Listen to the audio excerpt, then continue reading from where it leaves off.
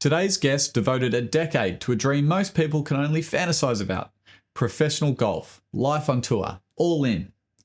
But when COVID pulled the rug, Chris Crabtree had to start again and figure out who he was when the game wasn't there anymore. This is Through Your Lens, and this is Chris Crabtree.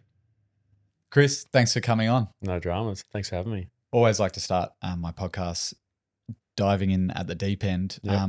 with the question that is, what was one of the most difficult moments of your life? And I guess, has there been some blessings in that moment in hindsight? Yeah, definitely. It's nothing. I've been very fortunate to not have anything tragic. But there is one moment, and it's literally last year. It was New Year's Day last year, or New Year's Eve, New Year's Day last year, 2025. Woke up and it was really random. Like I'd had a big, holiday season, whatever. Obviously doing, on the grog and all those bad things, and woke up, realised that I'm 30 this year, and I don't know why, but I reached a midlife crisis before the midlife. And I just remember it so vividly. I was obviously in the middle of the season at the time on tour, and I was like, man, I'm 30. Like, I've got to get my shit together. Society's timeline hit me in the head. This is all, obviously in the head. And I started to think of all the things I didn't have. When you're obviously seeing the people you grew up with. I mean, every time you look on the socials, it's someone's bought a house or someone's done this, someone's done that. And here I am just slapping a golf ball around, which is the way I was perceiving it in my own head. And yeah, I really struggled with that pretty much all year. I was already struggling with the golf side of things. And yeah, I guess, that's the only answer to the question I've got, but I just struggled with that for so long until I actually turned 30 in October. So I gave myself 10 months of pure grieving my 20s until I actually turned 30. I'm like, oh, what was I worried about, sort of thing. So yeah, it was very recent. And as I said, I've had luckily nothing tragic happen. So did you make any choices, when you had that sort of feeling of this is the last of my 20s, Mm-hmm. Did you make any choices sort of over the coming months or right there and then? Or did you, what happened that year? It was actually like at that point where I'm like, I have to stop playing golf. Okay. That was absolutely, it was literally that day where we still had 4 months of the season left, and 11, 12 events, and I knew, I'm like, I could win, I could do whatever, but I need to get out of this.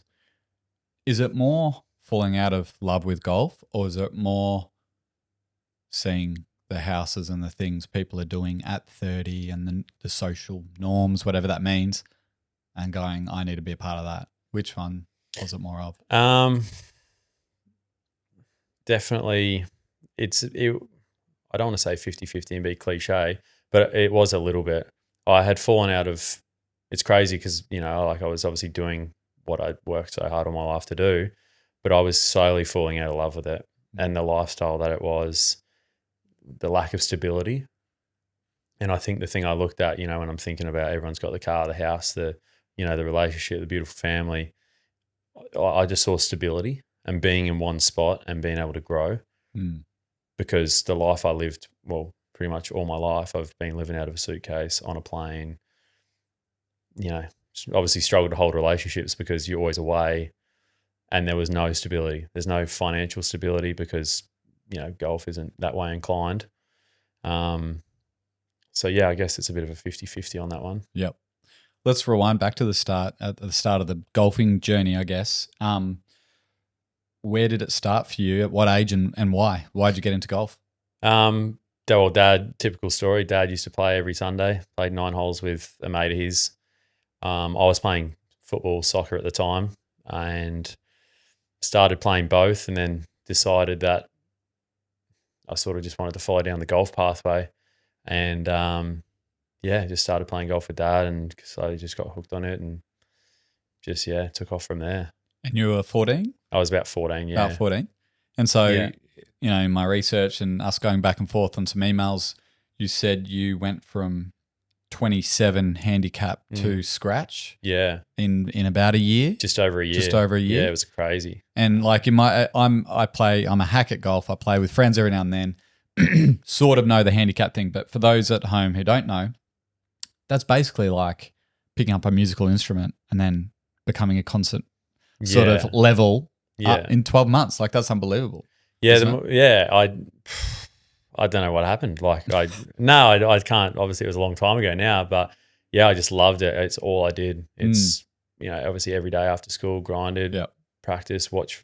All I did was watch it on YouTube, and obviously Tiger Woods and all that type of stuff. So I was watching all these videos, and I just worked so hard at it. Got pretty good. And what is it about golf that it is addictive, isn't it? Like it's that love-hate thing that so many people talk about.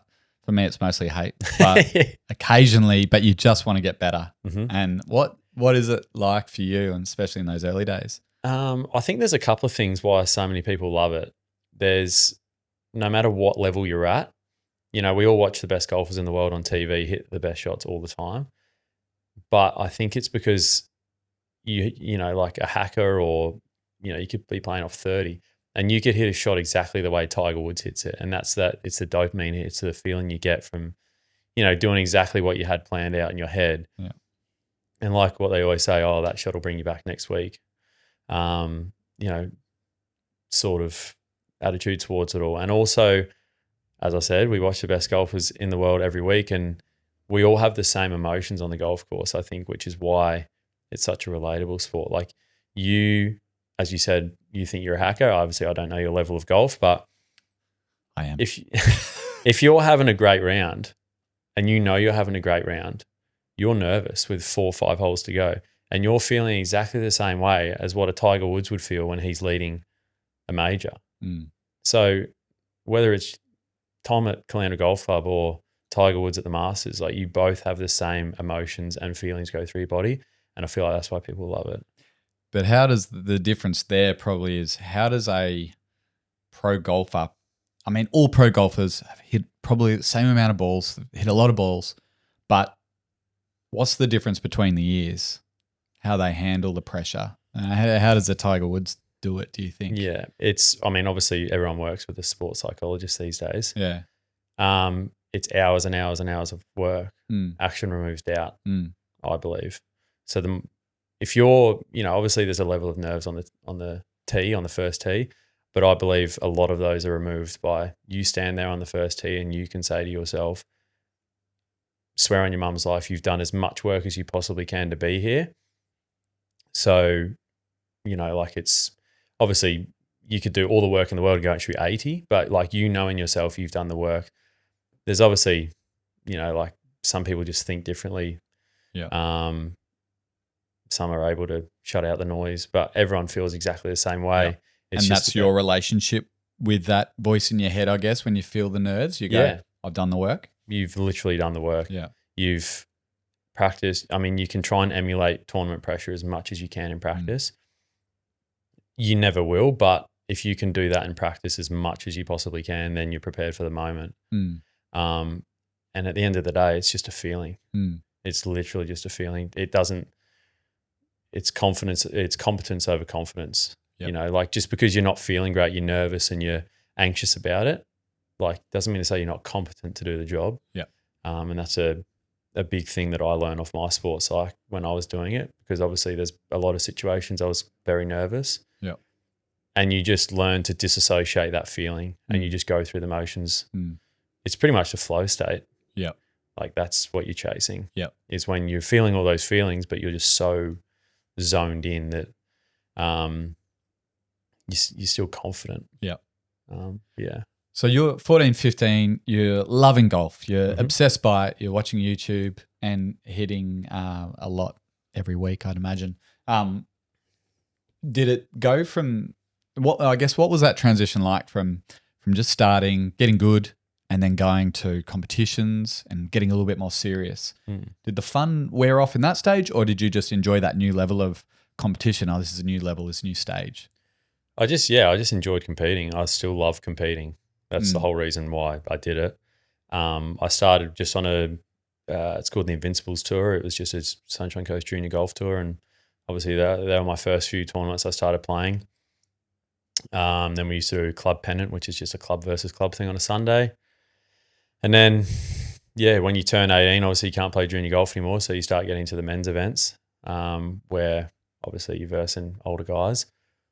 And yeah, I think it was about 19 where I was just started to take it really seriously, which is extremely late because now late to starting to, take it seriously. I guess a lot of guys are turning professional at 18, 19, 20 these days. Yeah. And a lot of guys are in the system at, 14, 15. So yep. Back in that time I was, quite late to it. But yeah, I remember, I think it was about 19. I remember saying like, I think I'm going to give this a pretty good nudge. Like I'm getting pretty good at it. Yep.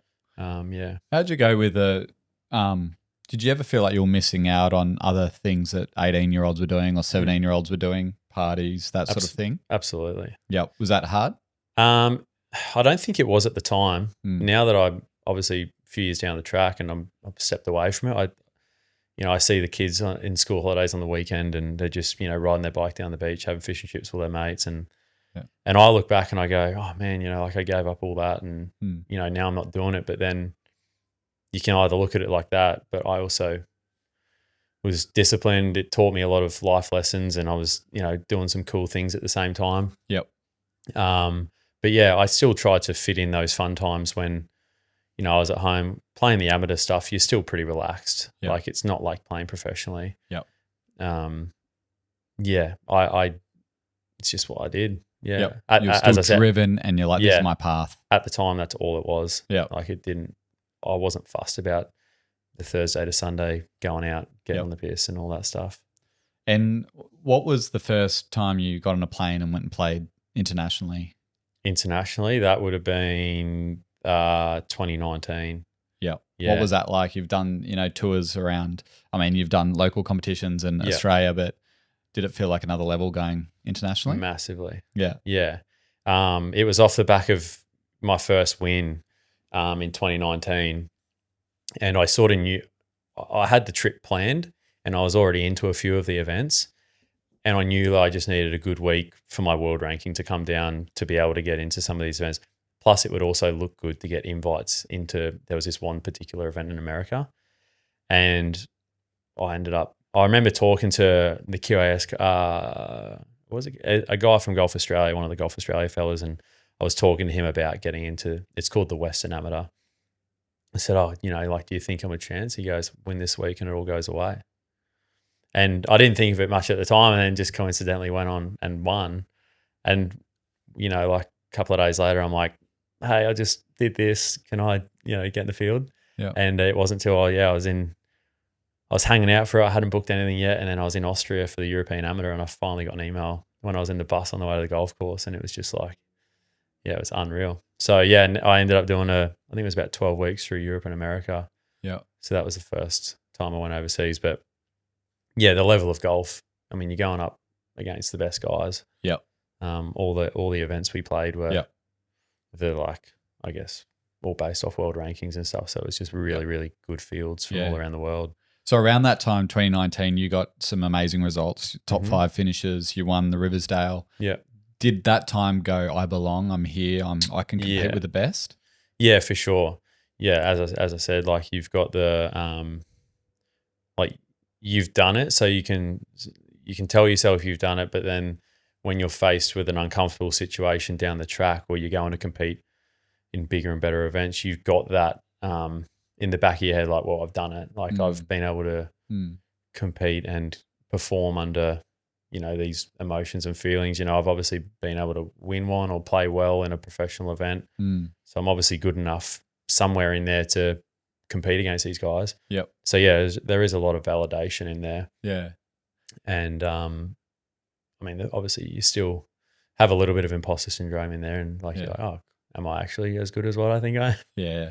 And what's the reality like when you're overseas traveling as an athlete in terms of, it must be expensive. Have you got sponsors? Like from the outside, again to social media, which can be so deceiving. Yeah. It must look amazing. You know, you're probably in Hawaii or wherever you are in Europe doing amazing things. Is that the reality or is it like? With the amateur stuff, I was very lucky. with being in the academy, we did get funding. I won't lie about that. But at the start of the trip, I was just going to go to the America, because a lot of the American stuff is paid for. You stay with members of the clubs of the tournament that you're playing. So there's a lot of stuff that, you're not paying for. Whereas at the time, the QAS manager said, go to Europe, and that's where you'll get your true representation of what professional golf is like. You're paying for everything, Yes. all that. Yep. And it's expensive. Like, I think just on accommodation and taxis to the golf course and food alone, like we spent 10 days in Dublin, and I spent like €1,800 or some crazy amount of money. It was a lot of Guinness, or we did go to the Guinness factory. But yeah, and again, like that week, you're 10 days in Dublin, and I didn't perform well. I only played 4 of the days. So then it sounds great, but you got 6 days of laying around. You're not there to be a tourist. You still do a bit of the touristy stuff. You're a bit down in the dumps. So, it's the yin and the yang. People say you're very lucky to do what you do. Yeah. And I was. Yeah. But a lot of the time you're not on holiday. You're there, your golf course hotel. Yeah. Yeah. Who can you talk to about these things at that time? Like we were talking off camera about, unless you're in the arena, it's hard to really, for others to know what you're going through. Yep. Did you have people who you could confide in and talk to? Absolutely, yeah. My coach at the time, Grant Field, like unbelievable guy to talk to. Like always has a knack of saying the right thing at the right time. And the QAS manager at the time, his name's Tony Meyer as well. He's really good as well. He was the high performance guy for Golf Australia, so he's lucky to be a close friend of mine as well. So he's always a phone call away. And then you've also got the guys that you're traveling with. Like I was saying off camera, you're all in it together. You got, the guys that have played bad for the week. They usually hang out together and practice and talk it out and what's going on, help each other out for the following week. Yeah. And then even the guys that are playing well, like everyone's been through the bad spells. So when you're in that little bubble, you can confide in one another because you know how each other's feeling. But like I said, it's when you come home and you have to ask all the burning questions of, Barry at the golf club, like, oh, what happened on the 15th hole? And you're like, mate, like, shut up, Baz. Yeah, exactly. Something just came to mind then, which I hadn't thought about before. With other sports like, basketball, football, even tennis, you're in each other's face with your competitor, and there might be some shit talk and even when I play golf with mates, there's a lot of shit talk. Yeah. What's it like at the pro level? Is that like not a thing because it's a bit of a posh sport and we don't do that? Or can you just is there a bit of mudslinging? There is a little bit, but not in the stroke play sort of format. Because you're not close to the person? Like you're actually physically not? It's because there's just so many guys, you think about a final day leaderboard with 9 holes to go. There's probably 7 or 8 guys that are chopping and changing on the leaderboard. So they're in different groups. They're in different points of the golf course. Right. So the point where, you're probably trying to do a bit of tactics, which personally I never did, is in match play. Yeah. It's just you versus the other guy. Oh, okay. So guys will try and psych other people out by telling them stuff about their swing, or they'll jingle stuff in their pocket. Or really? Mid backswing, they'll rip their glove off, like the Velcro noise. Oh, dirty. Yeah, it's. I've always been of like just win with your ability. Yeah, win. Yeah, like if you've got to win that way, then in your own head you're not good enough to win anyway. But not really. Yeah, not really. That's dirty stuff. Yeah, yeah. So, I guess 2019 on top of the world in terms of like the trajectory and where you're heading, having some good results. Everyone knows what happens in 2020. Yeah. How did COVID affect the whole professional golf lifestyle and life and career? From my end, I hate to dramatize it because obviously there was so many worse things that happened in the world during that time. But yeah, I had my plans to turn professional later on that year and would have, fairy tale says, hopefully it would have continued to rise. But yeah, everything stopped. Couldn't travel. Where were you when it actually? I was at home. Oh, you were at home? Yeah, I was at home. Predominantly, a lot of our tournaments are in Melbourne, which obviously most lockdown bloody city in the world at some point, I think. Yeah. And yeah, I just completely stopped playing for about 8 or 9 months, I think, and got into the workforce. And pretty much, like I said to you before that point, that's all I did. It was like in my head, woke up every day, like everything was just chasing this one goal, this one dream. And then you go to work, stop playing, start to earn consistent money. And I just realized, you're hanging out with mates, you're doing a bit, obviously there's a bit more freedom up this way. So, and I just started to, it's like when you do something, you fall out of the routine. Like my routine was pretty much the same every day practice wise. And it's like, well, I couldn't do that anymore. And I just realized, there's a bit more to life than golf. Like bad rounds didn't affect me so much. Yeah. I did lose the competitiveness for a little bit. Yeah.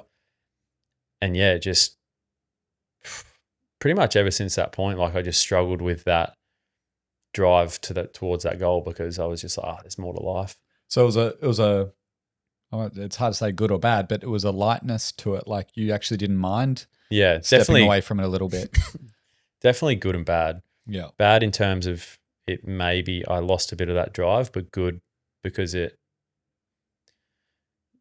you lose the tunnel vision. Yeah. A little bit, which I think you need, to be honest.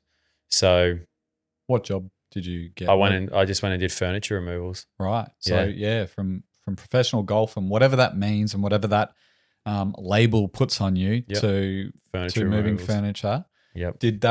Was that jarring on yourself? Oh, massively. Yeah. Yeah. Like and sometimes you'd catch yourself, you're humping furniture up a 3-story house in the middle of summer and you're like, I was, like you feel wasted. You're like, I'm just wasting my time because you have this ability and you have this skill that you're not using. Yeah.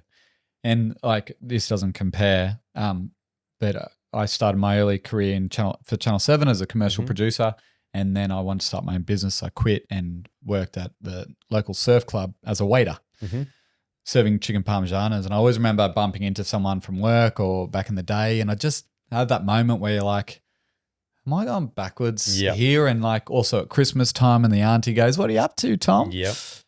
Just, doing a bit of waiter work, a bit of hospitality. Yep. I'm not with Channel 7 anymore. Oh, okay. Like all those outside things. Yeah. I exactly know what you mean. People are like, how's the golf going? You're like, well, I'm not doing it. Yeah. And then you got to answer that line of questioning a million times because that's your identity. Yeah. Everyone knows you for working at Channel 7. Everyone knows me for playing golf. And it's like when you don't have that, you're like, what am I? Yeah. And it's all bullshit. Yeah, it is. It's all absolute bullshit at the end of the day, isn't it? I mean, for me, Channel 7, what does that mean? Everyone knows it. That's it. And for a golfer, they don't know what it's like, actually what that takes and how difficult it might be. Yep. So was it hard for you to do the identity thing with those two or? Massively. Yeah. Yeah. I even coming out of it this year, I was like, spent so much time figuring out because it's always been, Crabtree the golfer, like, he's the golfer, anything to do with golf, go see him. Whereas like now people still that I haven't seen for months, like, how's the golf going? It's like, I haven't played golf for 9 months and you're trying to figure out who you are. So you just got to go back to like, am I a good person? I've got great people around me. No one left. I think the biggest thing I was worried about was when I stepped away from golf was people like, don't worry about it. Like they're not going to like him anymore because I don't play golf. I know it actually sounds crazy to say that now because that's not what's happened, but it's actually really nice because it means I've got a great group of people in my life who, whether or not I'm the best golfer in the world or moving furniture, then they don't care. Yeah. And that's a really nice feeling. Yeah. Did you you did have another crack at it though, didn't you? I did. So how did that come about? Even though you were like enjoying the break from golf, you go, I'll give it one last roll of the dice. Yeah. So I had the break when COVID hit and obviously the worst of the lockdown stuff, and then everything started to open back up, and I did 2 Q schools actually. So I was sort of still a bit on and off for a couple of years. What does Q school mean? A Q school is basically, it's like a big job interview. So there's 2 stages of Q school. There's a first stage where essentially it's in Melbourne. You go down and you play 3 rounds of golf. There'll be, I'm just going to say for the sake of the story, 100 guys. And after the 3 rounds of golf, there's only 30 guys that get through to the final stage. Right. And then there's a couple of days break and you go into the final stage and there'll be 70 or 80 guys. And then only 30 people get a job for the year. The rest of them, like, too bad, see you next year. Right. What do you mean a job? You get a card, so you're able to play on tour for the year. Okay. So yeah, so the top 30 out of that final stage. I love how you think it's like a job. It's a job interview. I get my job playing golf. Yeah. Yeah, gotcha. So if you come in that top 30 after the 4 days of golf, and some guys who get through the first stage and final stage, so it's 7 rounds of golf, and pressure unlike anything I've ever experienced in my entire life, then yeah, those top 30 will have a job for the year. They'll be able to play pretty much every event on the schedule. The top guys that finish in the Q School, they'll get the Australian Open, the Australian PGA, and the New Zealand Open, which are the 3 biggest events. If you win that, and we haven't spoken about this yet, Yep. prize money. What's up for grabs if you make it all through and you're competing? What's up for grabs there? So the bigger events, like what I just said, the Australian PGA, the Australian Open, the New Zealand Open, they're our huge events. So they're what's called co-sanctioned. So the Australian Open and the Australian PGA, they're co-sanctioned with the European Tour. So you get a lot of the Europeans come down. New Zealand Open is Asian Tour in Japan, which makes the field obviously a whole lot stronger. Those winners' prize purses are between 300 to 400 grand. Okay.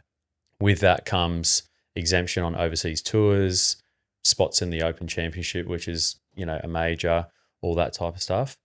With just your basic event on the PGA Tour of Oz, your winner's check is 45 grand. Yeah. What if you're at the other end of the scale? Do you get anything? Yeah. Is that Happy Gilmore moment where he gets paid? Basically, yeah. If you make the cut and finish last, like last money is only $1,000 in Australia. So hence why we have incredible depth of talent in Australia. And it's the opportunities are getting so much better on the PGA Tour. I was like, they're doing a great job with opening up pathways for us to get out of here and go and play, overseas. Yeah. But it's another thing that I was obviously thinking about when I was playing poor golf is like when you're finishing down the bottom of those guys that make the cut and you're only making $1,500 a week, on top of your expenses, flights, accommodation, rental car, all that stuff, food. You're like, man, I can just go to work and get stress-free and clock in, clock out and get exactly the same. Yeah. So, yeah, as I said, the depth is incredible. Like just there's only like 2 or 3 guys that get out every year, really. Yep. And sorry, I interrupted you. No, your that's Q fine. School story, and you tried twice? Yep. So I tried twice. I missed out on first stage. And then I think I did a trip to the UK. Basically, I just did a lot of pay to plays, which is just a mini tour that runs around the UK, and you just pay a fee to play. And then basically the prize money comes off the entry fees. Yep. So there's not, I just went over just to see if I wanted to do it. Sure. From their family over there. Good excuse for a trip. Obviously really enjoyed it. I actually played not too bad. Came back and I'm like, righto, well, I'm just going to give it one last go because at that point, what was that? I was 27, I think. So I was really late at this point. As I said, guys are turning pro at 20 now, 21. And I went there completely, I thought the pressure was going to be off, but obviously, as I said, it wasn't. Got through the first stage pretty comfortably. And I just remember that final stage, like just not being able to sleep. I was 1 meal a day, 2 meals a day, just a stomach ball. Was that tight? Oh, a ball of nerves. Like it's, I don't think I'll ever be that nervous on a golf course ever again, unless I'm like leading a major ever. But yeah, and I ended up getting it. I ended up losing in a play. I finished tied first or second, Right. but ended up having a playoff, which was not too bad. I was with an amateur, so I ended up getting winner's prize check, which was nice. Nice. But yeah, anyway, I sort of didn't even care. I didn't even know I was in the lead. All I said to my caddy with like 3 holes to go, I'm like, what's the number? And he goes, what are you even worried about that for? Like you're 11 shots inside the number with 3 holes to go. And I'm like, I could go 10, 10, 10 and miss out on because you're still nervous. You're still trying to get it done. And I couldn't care less that I lost the playoff, to be honest. I just had a job. I'd worked 15 years of my life to achieve this and, all that type of stuff. Yeah. So, yeah. And then had a couple of years on tour, and So that opened up that glimmer of hope again post-COVID. Like, yeah, okay, maybe this is the pathway. Yep. Maybe I am on this track again. Yep, threw myself back into it, obviously, because before that as I said, I was a bit on and off, and then when I got through, I was like, I had every excuse in the book to go 100% because I had full playing rights. I had 20 tournaments that I was going to be able to play, and obviously now earn money. And then first event rolls around, we're in Darwin, and I come tied second, solo second. I think I lost by 2 or 3 shots, and I'm like, oh, this stuff's pretty easy. Like I've just pretty much won Q score, and then I come second in my first event out. Yeah. Earn a bit of, nice money to probably pay for my expenses for the year. And then we had 6 weeks off between events, which with golf, when you're playing well, you just want to keep going. You just want to keep playing and ride the wave. And then by the time, that 6 weeks sort of ended, I was sort of back to playing normal golf again, and I can't even remember. I think I just had a couple of mid-20 finishes and, a decent enough year to keep my card, but it was basically off the back of that first event. Right. Is there any correlation to good results and just how you're feeling in your own skin and how you self, do you think? Can you pinpoint it to that, or it's just feels a bit random? You get a good result here, you get a bad result there. You definitely got to be feeling good for the week, relaxed.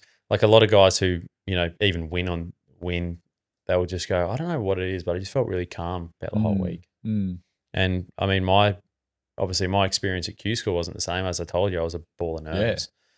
But my first event out, I remember being on the first tee, I was feeling exactly the same way. I'm like, in my head, I'm like playing this storyline, like first hole, first ever event on the as a professional, And then as I settled into the week and played pretty solid, I'm like, I'm just playing normal golf, and ended up being second for the week. And then you could probably play better than that and come 30th just because the ball bounces other ways, you miss a few putts. It is you need an ounce of luck, but you need everything to go your way. Yep. A bit of flow helps as well. Absolutely. And so at what point did you go, okay, nah, I'm over this. I want to I want to live a life outside of golf. Maybe. I don't want to put words in your mouth. But, did that, when did it change back to? The Australian Open last year, or 2024, sorry. Yep. I was really struggling with, I've worked my entire, well, not my entire life, but 15 years to achieve this goal of just getting on a tour and playing golf as a job for money and all that. And then after my first season, I was just like, have I wasted 15 years of my life? Because I just wasn't getting the satisfaction out of it. And going back to what you were saying earlier, this is when the love stopped. Yeah. I still loved competing, but it was, you compete to win. And then I was more focused on competing for a paycheck instead of trying to win. Whereas like if you're trying to win, obviously you finish high up the leaderboard, you get paid anyway. You get paid more anyway. So I just remember it was at the Australian Open, and I just was so down. And, like some guys would give anything to just experience playing an Australian Open, especially at 2 of Australia's best golf clubs like Kingston Heath and Victoria Golf Club. And I just remember just hating the week. And when I missed the cut, I was so glad it was over. Right. And I was just fed up of, just being on the road and being out of a suitcase, and, you obviously miss out on a lot of stuff being away. Yeah. Not that there was anything particular in that time I missed out on. And I just vividly remember it was that Australian Open where I'm like, if you can't enjoy this week, then, you need to probably have a break. Yeah. Then we also have a tournament in Queenstown, the New Zealand Open, arguably one of the greatest places on earth. And, a few of my friends, one of my good friends flew over and caddied for me. A few of my other friends came over, and we all stayed in this big house together. Beautiful house up on the cliff overlooking all the mountains. Unbelievable golf course. And I just hated it. The only time I enjoyed the week after that was when I missed the cut, and I could actually enjoy the weekend with my friends. Got a huge weight off the shoulders. Yeah. So I guess it was the whole second half of the season that I just was like, oh man, I'm out. You can't force someone to enjoy something, can you? Nah. Like, what do you mean? You should be enjoying this. I know. You should like this. Yeah. But you can't change how you feel. Yep. Yeah. Yeah. I knew it that, and I was just playing golf and playing the tournaments because I could. I had full playing rights. Yeah. And like I said earlier, even if I won, I mean, I can say that sitting here now, but I just felt like at the time, even if I won a tournament, I'd have been like, no, I'm having a break. How does it feel now putting the clubs away for a little bit and having that break? How do you feel in your own skin? It's taken a long time. It's been a tough 9 months, whatever it is. I stopped playing in April. And I've only played, a couple of rounds of golf since then, like 2 rounds socially with mates very recently. Do you have an association with it now? Like that? Not really. When I first put them away, I was like, I'm done with it. I'm never playing ever Yeah, again. okay. I literally did not touch a club for 6 months, I reckon, 7 months. Didn't want to talk to anyone about it. I didn't want to watch anything about it. I didn't want, I don't know why. It wasn't like I wasn't angry towards it. I just was like just burnt out, and I was happy I made the call. And it's not until this last few months where, I'm like, everything I sort of wanted when I was playing golf, in terms of the, stability. I want to be in one spot. It's like now I'm like, oh man, I had it pretty good when I was playing golf. And of course with golf, like you do get to get around a bit. You're traveling with your mates every week. You get some incredible experiences. You meet some incredible people, people that you wouldn't meet on every day. So I think this last couple of months I'm starting to become a lot more comfortable in myself and where I'm heading and the decisions I'm making. Yeah. What would you say to 16-year-old Chris if you could talk to him right now?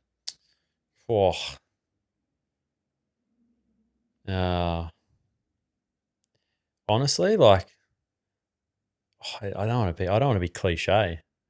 That's all right. But I feel like at the time, like I was just doing what needed to be done. Like don't change anything. Because I feel like I had such a good journey. I had such a good time in that time of my life. Like I said, now at 30, I realize, I did give up quite a quintessential childhood, if you will. But at the time, I was so, so driven. I mean, I don't want to say something like, go to uni or get a trade or whatever, because at that time I was just tunnel vision. So I would honestly just say, don't change a thing. Like I had like my attitude towards it, and my, I was a bit of a hothead as a kid. So I'd say maybe calm down a little bit on the golf course, but definitely just don't change a thing. I love that. And do you have any advice for, I guess, athletes generally, young athletes, 16-year-old athletes who are on that path to professional sport? Like often there's pressures from mum and dad, external influences and sacrifice. Do you have any advice for them? Just only do it if you want to do it. Don't do it for anyone else. I felt for a couple of years there, I just did it for everyone else, and when I didn't want to play. But just do it for yourself, because as I said, no one cares if you're, scanning peas at Woolies or you're a high level athlete, mate. If they love you for who you are, they'll stick around. So just do it for yourself. Yeah, nice. And what's important to you now? What makes sense? Yeah, the old standard, family, friends, living a relaxed lifestyle, and just I'm in the midst of just trying to make a few decisions about my life and where it needs to go from here. But as long as I've got those important things around me, like I said, I've got an incredible group of people, friends and family around me. I'm so grateful for that. A lot of them are just a phone call away. Will always give me honest feedback and honest opinions, and that's all I can ask for from them.